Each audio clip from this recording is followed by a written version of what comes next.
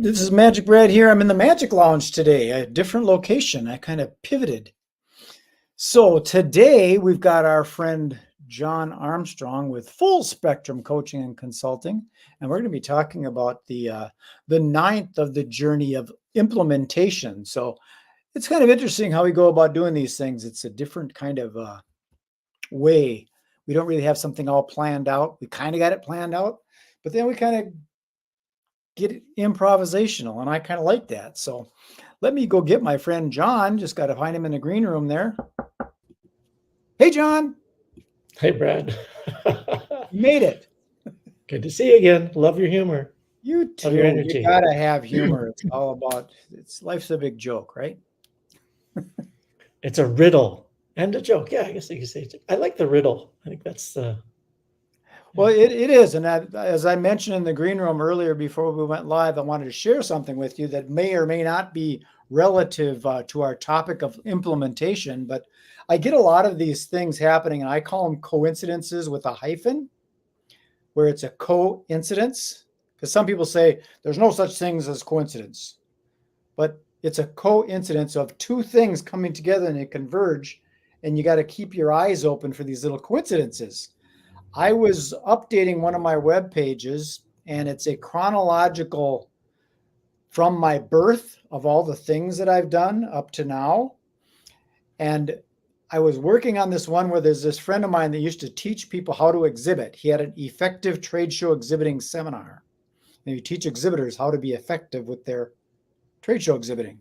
And I'm typing that in, and up comes a little notification from my Facebook. And it was my friend Lauren Daniels that used to do robotic mannequins in trade show booths. And she said, our friend Ron Eccles is in town. And Ron is the one that was teaching this effective trade show marketing course.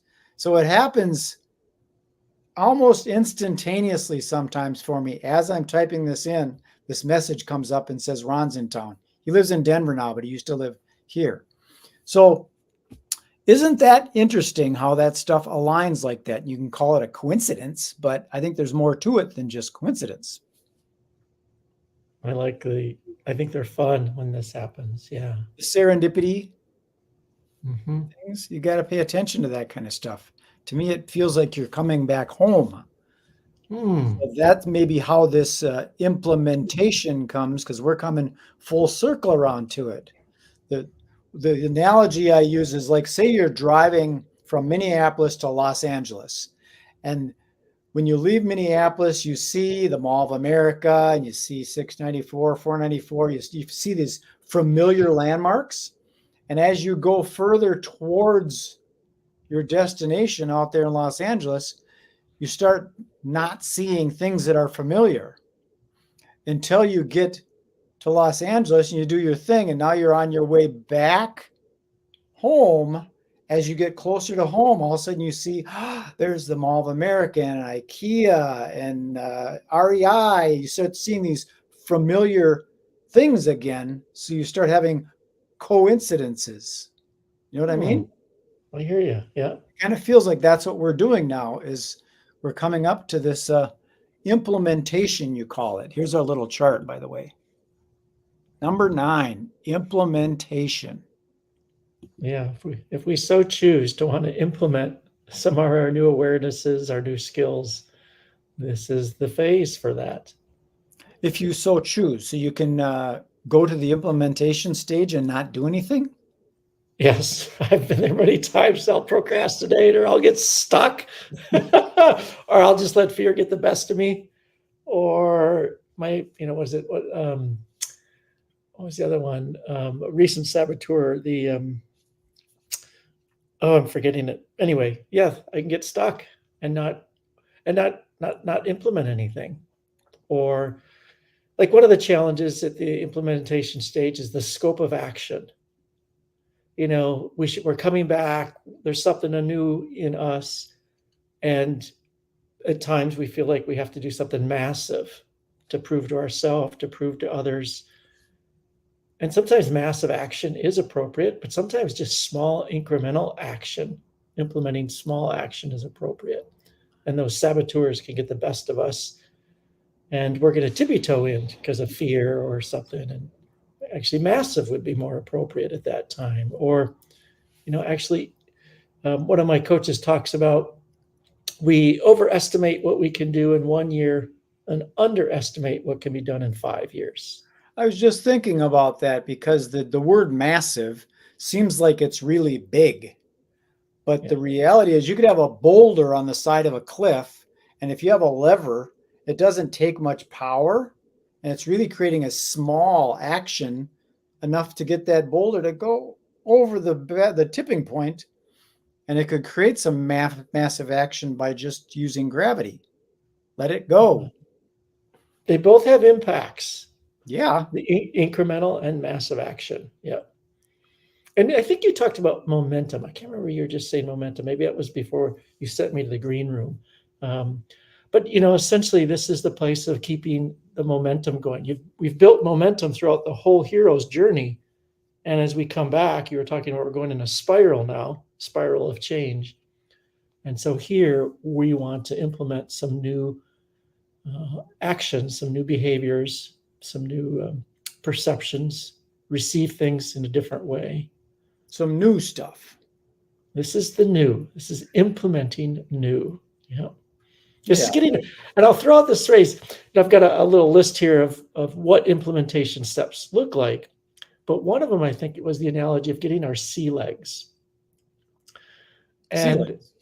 yeah, because we're implementing new stuff. And so there's kind of this, this is kind of, we haven't been in these waters before. And that's a growth phase of haven't done this. It's a stretch. So we want to be open to feedback on the outside, feedback from within ourselves during the implementation process. And that feedback could be, hey, this is not a big enough stretch, or hey, I'm just doing way too much action. Okay. So like what came to my mind is you're a member of the National Speakers Association because you're going to be going on these speaking types of things. And maybe in the training of that, they might say, okay, you're up there, you're holding the microphone with your right hand. I want you to hold the microphone with your left hand. That might throw you off because you're not used to it, but you might have to do that in some situations. If you have to move a chair, you might have to switch the microphone into an unfamiliar hand and then reach over and grab the chair rather than reaching over here and showing your back to the audience. And that would have to be something you have to learn, and it'd be unfamiliar territory. So you got to get your sea legs. Yeah.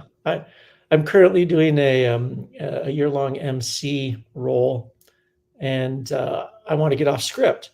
And one of my advisors said, don't try to do that right away. Get your sea legs first. Just get used to being up in front of everybody, and maybe make that a second month goal. Don't try to get off script in the first month. Mm-hmm. But it's an action step, but maybe don't take that on so quickly. Well, it is a whole nother skill of being able to improv and learning how to do that. Like you see some comedians, they've got their routine. Then there's others that work the audience and they ask questions. And that's a whole nother method of talking with people because you don't know what they're going to say when you say, so where do you work? Yeah. And they might give you something that's so bizarre, you never don't know how to come back. Yeah. That takes practice. Practice. Yeah. So is that kind of what we're talking about, the implementation where we've gone around and up in a spiral? It's a new world now. Yeah. So some of the practices that I like to play with is what is the context that I'm making the change within? So I've come back, I'm returning home, if you will. And what context is that? Is it personal? Is it professional? Is it sales related? Is it finance? Is it time with family? Is it more about listening? So I get really contextual about where is that change. So it's an ecological change. I understand the landscape. Sure. And then thinking about the schedule, like I was saying, like I don't maybe want to try everything all at once. So I will schedule out some of these implementation aspirations into a time frame. What I'm going to try the first week or the first month or first quarter, so that there's a schedule, and then how massive is this going to be? Is it going to be small and incremental? So there's many different elements to make implementation successful. I suppose even the way that you speak and the language that you use, you're a different person if you're at a black tie event with a spouse or significant other versus at the bar or camping with the guys. You might be talking about the same thing, but your language and your body language and your posture is going to be different. Different context. You might even have the same topic, but you're going to say it a lot different. You know, there might be a little blue material that comes out while you're camping. Yeah. and what is the outcome of those social contexts? Like, what's the black tie? Is that a networking event? Is that a fundraiser? You know, so that you understand what is the intention and shared outcomes that everyone is coming to that event for. Maybe the camp out, they're just people are wanting to unwind. They're not as concerned about language. They're not as concerned. Maybe there's already an established relationship over several different meetings with those kind of events. See, that might be an area where maybe you're in a business and you want to raise your fees if you might be a coach or a trainer of some sort and you want to raise your fees. You're used to talking to these at the Rotaries and the Lions clubs, chambers of commerce, and now you're going to these other types of functions. So that's where you need to start implementing what you learned in a sort of at a different level to be accepted by that group. Right? Yeah, what's great about that is in order to learn it, you have to go out there and make a lot of mistakes and get a lot of wisdom and experience from those mistakes so that you can share those mistakes and shorten other people's learning curves, which creates value to them so that you can raise your value set that you're bringing to that other circle, in a sense. Yeah, some people say that there are no failures, they're just learning opportunities. Yes. And I've said you can't fail if you don't quit. You just keep on keeping on, and it's going to be different. Yeah, I'm okay with the word failure. I like it. I like feedback. I want it. Well, I don't really enjoy it, but I want it because I want to know where the boundary is. Like, because failure tells me don't go do this again. So I have an opportunity to cycle back and start over. And my intention is not to do the same thing. But I need that feedback that says this doesn't work, whether it's a perception or a behavior. So I think that it's okay, in my world, it's okay to have the word failure as a phase or a marker in the sand of the learning process. Mm-hmm. In fact, one of my recent sales things that's got me inspired is how fast can I get to know? Yeah. So failure and rejection are kind of similar. Like if once you get to rejection, you can do something with it. But if you're not getting clear on the rejection or on a no at this time, then you're not moving on to a new cycle of learning. So the same thing with failure. And I think that's why in implementation, feedback loop is super important. And if you can get peers around you that have known you've gone through this transformational journey and kind of build a cohort. Sometimes we do a buddy system if we're on a trip and we come back, it's like, hey, let's check in how we're doing after several days or a week or so, integrating back in, because you want some feedback of how that's going. So you're not in it alone in that sense. Yeah, like the telemarketing type salespeople or people that just do door-to-door sales. They're looking for that no. Who was it? I think it was like Jim Rohn or maybe Brian Tracy talking about that kind of thing that it's a law of averages. Yes. If you make 100 calls and you ask 100 times, you're going to get 10 out of that 100. So just work your ass off to burn up those 90, get those 90 no's, because then the rest will be yeses. Yeah. And ideally you're learning from those no's. Each of those no's is a learning moment Sure. of, yeah. Personally, I don't like the rejection. Yeah, there's a part of us that has to deal with our encultured younger self, that what we thought failure was, what we thought rejection was. And when I'm low on energy, low on sleep, I can get lost in some of my woe me for rejection. Well, let me ask you this, senior coach and consultant. I wonder is it that I don't like making the calls because I don't like the no or the rejection, and then I use excuses like it's not an effective use of time, or I don't like leaving voicemails and stuff, and you got to push those buttons. It takes too long to push those 10 digits. Are those excuses that I'm making to not pick up that phone? I think it might be an aspect to it, and I would say the aspect is we're attached to the outcome, as if winning the sale is just the black and white. We're looking for the yes, and to balance that, because we can't control if it's a yes or no, whether it's a personal connection or business connection, but we can focus on, did we connect with that person? Because that's essentially the foundation of any future transactions. Is there a connection happening, regardless if it's a yes or no now? Yeah, I suppose it's just a matter of keeping on, because you might call them the next day and they're not as angry, or they have more free time, or maybe they change their mind for the good. Yeah. And you just got to make that call. If you don't make the call, nothing's going to happen.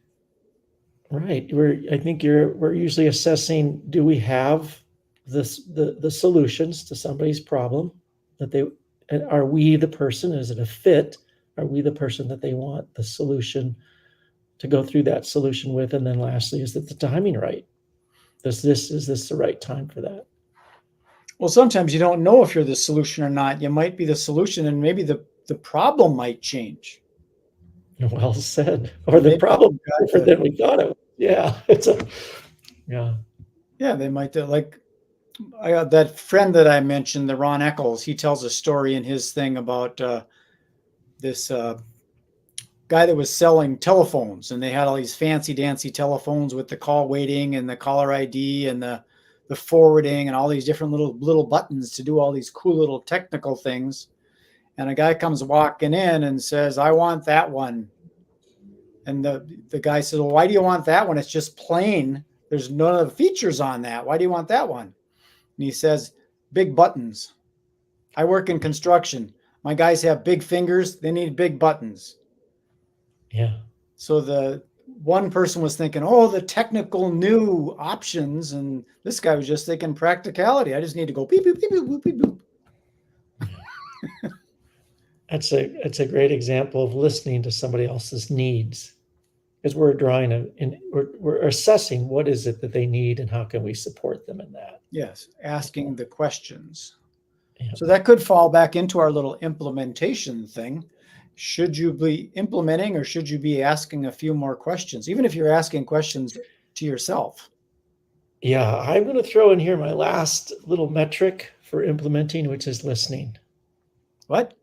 Listening. You had me. I didn't get it. Yes, listening. Yep. We want to be listening, because even though we have all these new resources, we're empowered, we're clearer, we feel stronger, confident. Is it the right time? Is it the right scope of action? Really listening to that context, because we have a whole new future in front of us. But listening to that, as you talked about the spiral, well, for example, the saboteur, like earlier in our conversation, I forgot the saboteur. I was like, all right, I don't remember it, but it'll probably come back around. And let's see, it was the imposter syndrome.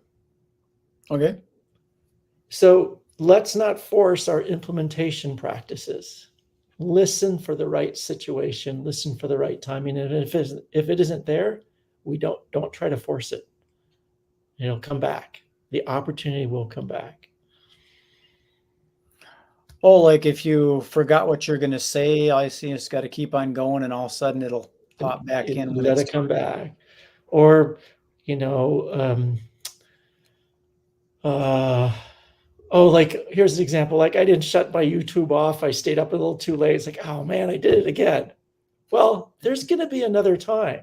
And I've decided I'm not going to beat myself up about this. And I've been successful. I give myself 10 minutes to watch YouTube. It's 9:30 at night. You just have 10 minutes. And I'm successful. And I turn it off. But then if I'm on it for a couple hours, I'm like, well, okay, you failed this time. But you don't need to beat yourself up on it, because you're going to have another opportunity when it's going to come around, and you're going to give yourself 10 minutes and you're going to honor those 10 minutes. Yeah, I don't think it's a good idea to beat yourself up with stuff. I mean, a lot of times people do that. Yeah. Of course, there is the other side of it. Are you doing revenue producing activity if you're in your business, or are you just sitting around eating Doritos? Yeah. Maybe you should take a walk towards the gym instead of the grocery store. Yeah. Well, that goes back to you and I were talking before the green room about what is the goal that you're trying to implement. So you're empowered, you're coming back and getting clear. What's the goal, the objectives, and what strategy of implementation is going to be the best for your intentions. I think that's a really important point with the difference between a goal and an objective, and using the SMART goal so that if you got there, that you did. Mm-hmm. Sometimes people I want to make more money in 2025. How much more? Penny? Mm-hmm. So you got to get real clear on it. Otherwise, you won't know if you got it or not. Now, I think that's another podcast for you and I, talking about SMART goals and the other half of SMART goals that are not specific, measurable, actionable, realistic, or time-bound, where things do manifest without making them something we're driving to. So I'm working on that one for you. Okay, that would be interesting to hear, because I have heard of that kind of thing. Esther Hicks with Abraham Hicks talks about launching a rocket of desire and then forgetting about it and just being aware of the coincidences and serendipities that when the thing is about to manifest, so that you can take action on implementation on stuff. You have to respond. You sit there and you keep on wanting it. Pretty soon you keep on wanting it, and that's what you get. You keep on wanting. Yeah. You have to let. Yeah. So we live in a world, we swim in a world where it's mostly SMART goals that we manifest by what we do. And there's a whole nother reality where manifestation is happening, and we have to be ready to receive that. And that's where the phrase "beyond my wildest dreams" comes from.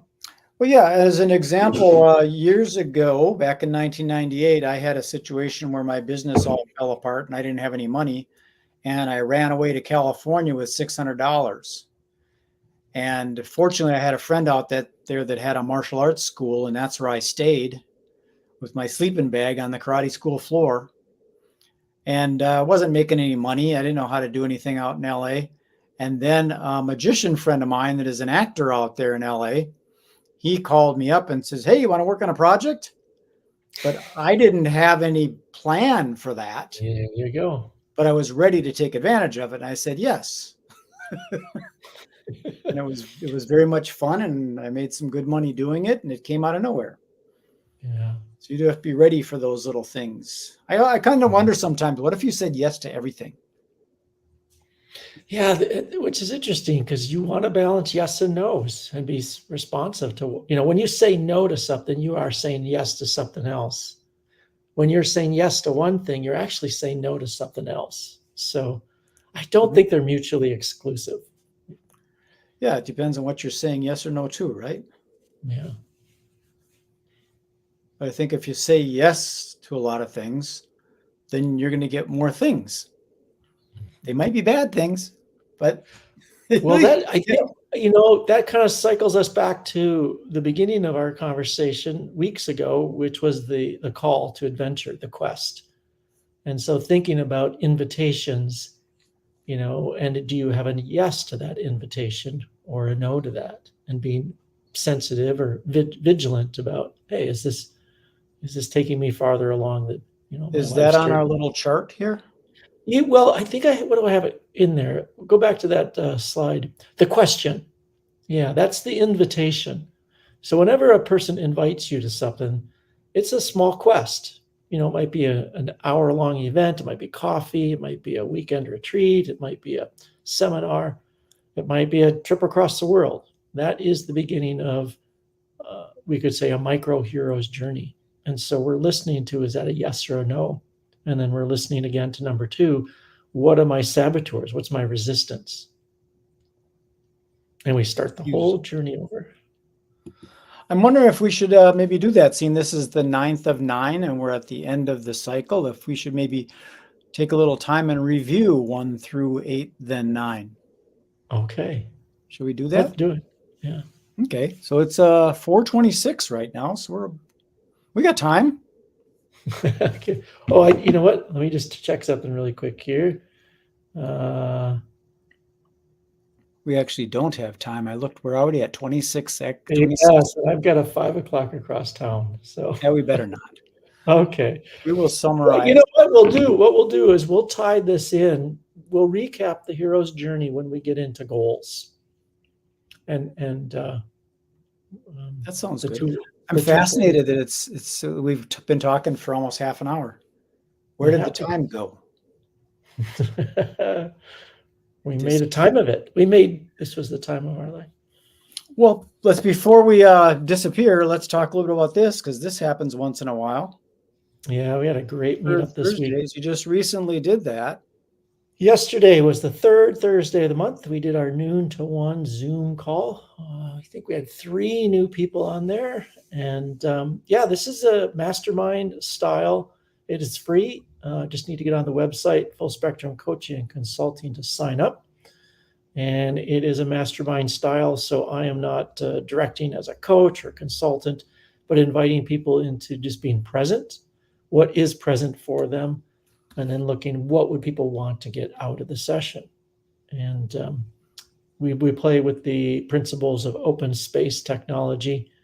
So what it is that happens there and who shows up is exactly what's supposed to happen. Well, super duper. That's what's happening right now. I just saw a post on Facebook about somebody just said, what is it? What's happening right now? It was kind of vague like that, because that's what's happening, in my opinion. With the election coming through, people are starting to go, you know what? Maybe we've been fighting too much. We got to kind of get together here. I think some of that is happening. It feels, and it's good. And it's good to be in the question. So sometimes we really want to get to the answer. And, get to the answer too quick. Yes. And then you find out that wasn't the answer you're looking for. Sometimes. I've never forced it, ever. Okay, John, I'm going to put you into the green room and sign this one off. If you want to stick around, we can chitty chat. Other than that, Brad, thanks so much for this series. This has been great. I really appreciate your advocacy. And it's in the can. Looking forward to the next series with you. Okay, thanks, buddy. Thanks, everybody. There you have it. Our friend John Armstrong. And here's his website, too, by the way, if you need to get a hold of him. That's where you can find it all. It's a long one, Full Spectrum Coaching and Consulting.com. That's his website. And here's more. That's what he looks like. Remember him? Dun, dun, dun. So there you have it. Enjoy the rest of your day. Be good, be kind, be nice. I keep on forgetting if I asked you to be nice or not. I think I did. Be nice. Peace.